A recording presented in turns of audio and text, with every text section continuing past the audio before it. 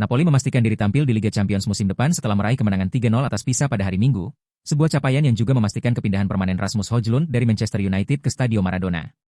Dengan satu pertandingan tersisa, Partenope berhasil mengamankan posisi 4 besar, menandai sukses gemilang di bawah asuhan pelatih Antonio Conte. Rasmus Højlund, penyerang asal Denmark, akan resmi bergabung dengan Napoli secara permanen dengan biaya transfer 44 juta euro setelah sebelumnya bergabung dengan status pinjaman seharga 6 juta euro pada musim panas lalu. Kepastian Napoli tampil di Liga Champions membuat klausul pembelian wajib dalam kontrak Højlund diaktifkan. Meskipun Napoli sudah berniat merekrut Højlund secara permanen terlepas dari hasil akhir musim ini, seperti yang diungkapkan Direktur Giovanni Manna pada bulan Maret lalu, kelolosan ke Liga Champions kian memperkuat alasan untuk mempertahankan sang penyerang di Naples setelah musim panas ini. Sepanjang musim ini, Højlund telah membuktikan kapasitasnya dengan mencetak 15 gol dalam 44 penampilan di berbagai kompetisi, menghabiskan lebih dari 3.400 menit di lapangan. Menjadi satu-satunya penyerang tengah yang tersedia untuk Napoli selama sebagian besar musim, Højlund menunjukkan peran pentingnya dengan mencetak gol akhir di pertandingan melawan Pisa, menggaransi tiket Liga Champions bagi Partenope. Dengan performa impresifnya, Højlund tidak hanya menambah daya serang Napoli, tetapi juga menjadi bagian vital dari strategi Conte dalam mengarungi ketatnya persaingan Serie A. Keberhasilan ini tentu menjadi modal berharga bagi Napoli dalam menyongsong kompetisi Eropa musim depan.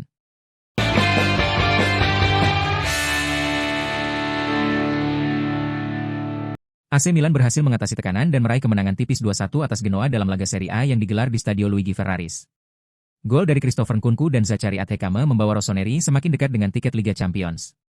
Pertandingan ini sempat mengalami perubahan jadwal untuk menjaga keadilan dalam persaingan ketat menuju Liga Champions. Milan datang dengan posisi yang kurang menguntungkan setelah hanya meraih 7 poin dari 8 pertandingan sebelumnya, membuat mereka berbagi posisi keempat dengan Roma.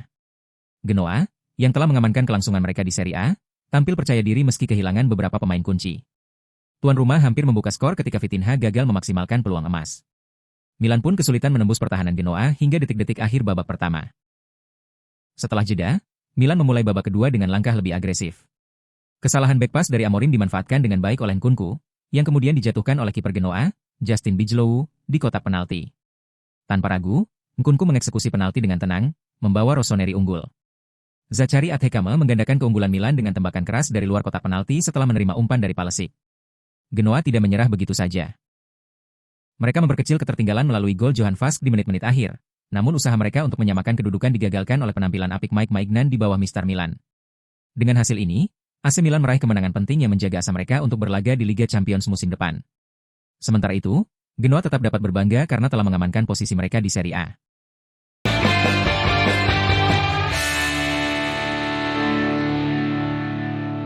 Juventus dikabarkan mendapat kabar baik dalam upaya mereka untuk merekrut Bernardo Silva yang akan meninggalkan Manchester City pada akhir musim sebagai pemain bebas transfer.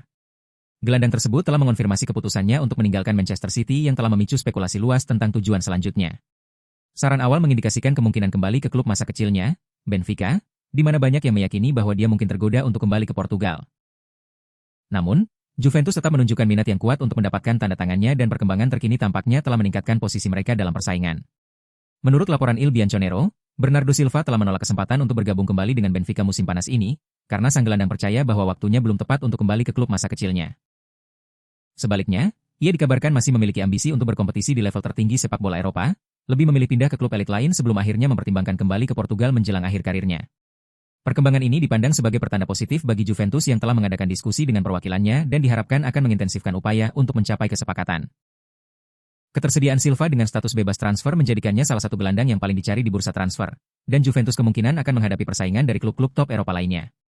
Seiring perkembangan negosiasi, beberapa pekan mendatang dapat menjadi penentu apakah Juventus dapat memanfaatkan situasi Bernardo Silva dan mengamankan salah satu transfer bebas paling bergengsi di musim panas ini.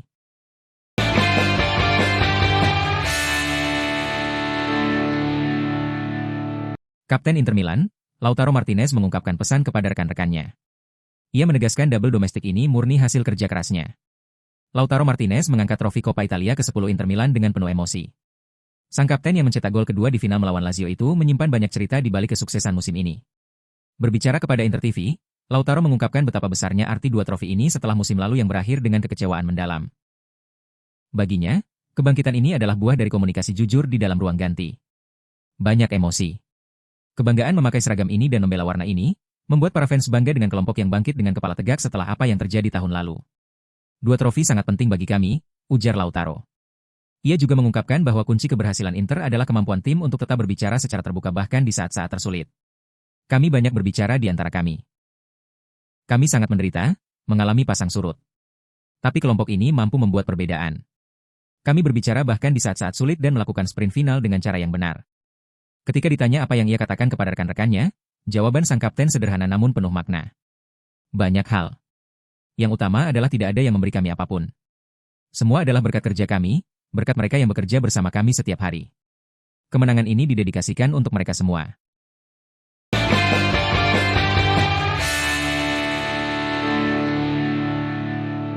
AS Roma dikabarkan siap bersaing dengan Juventus untuk mendatangkan Franck Kessie dari Al Ahly pada jendela transfer musim panas tahun ini. Franck Kessie memiliki pengalaman yang cukup di sepak bola Italia dan juga pernah bermain di Barcelona sebelum pindah ke Arab Saudi, di mana ia terus mengumpulkan trofi dan mempertahankan reputasinya sebagai gelandang yang efektif.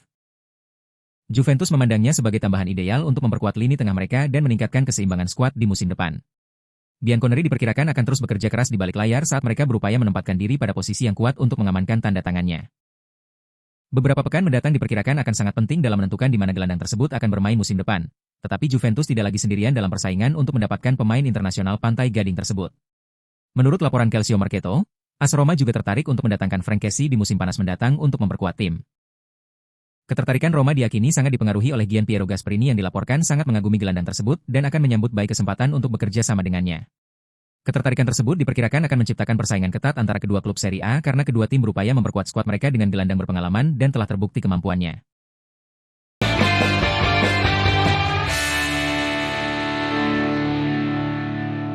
CalcioMercato.com melaporkan kemungkinan mengejutkan tentang kembalinya Theo Hernandez ke AC Milan, tapi ada syarat khusus, perubahan total di manajemen. Setahun setelah meninggalkan AC Milan untuk Al Hilal, Theo Hernandez mungkin akan kembali. CalcioMercato.com melaporkan bahwa bek kiri asal Prancis itu tidak menutup kemungkinan kembali ke Serie A. Theo memainkan 42 pertandingan musim ini di semua kompetisi, mencetak 9 gol dan 5 assist dalam 627 menit bermain, baik sebagai bek kiri maupun bek sayap dalam formasi 5 pemain. Tapi kerinduan pada sepak bola Eropa tidak bisa disembunyikan. Juventus sempat dikaitkan pada Januari lalu, tapi Theo memilih menunggu musim panas untuk mengevaluasi semua tawaran. Gajinya yang mencapai 20 juta euro per musim di Al Hilal harus diturunkan secara signifikan jika ia ingin kembali ke Italia. Faktor lain yang membuka peluang adalah pengumuman PIF yang melepas 70% saham klub ke Kingdom Holding Company milik Pangeran bin Talal. Potensi eksodus pemain besar pun terbuka. Namun yang paling menarik adalah pernyataan Theo sendiri kepada La Gazzetta dello Sport tentang potensi kepulangannya ke Milan. Saya bertemu Allegri, Tare, dan Ibra. Furlani tidak muncul. Selain Ibra, kurangnya semangat Milan terasa jelas.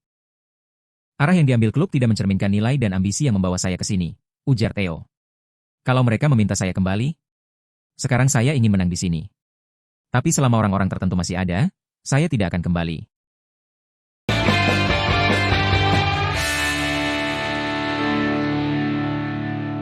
Di tengah spekulasi mengenai masa depan Douglas Luiz, Juventus tampaknya siap memberi kesempatan kedua kepada gelandang asal Brasil ini di bawah bimbingan Luciano Spalletti. Rumor menyebutkan bahwa Aston Villa enggan mengeluarkan dana 25 juta euro untuk mempermanenkan Luiz, yang sebelumnya dipinjamkan ke klub tersebut.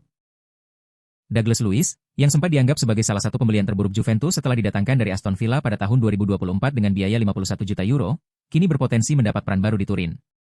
Setelah menjalani masa pinjaman di Nottingham Forest dan Aston Villa, tampaknya tidak ada klub Premier League yang tertarik membelinya, meskipun Villa memiliki opsi pembelian senilai 25 juta euro ditambah 3,5 juta euro sebagai bonus.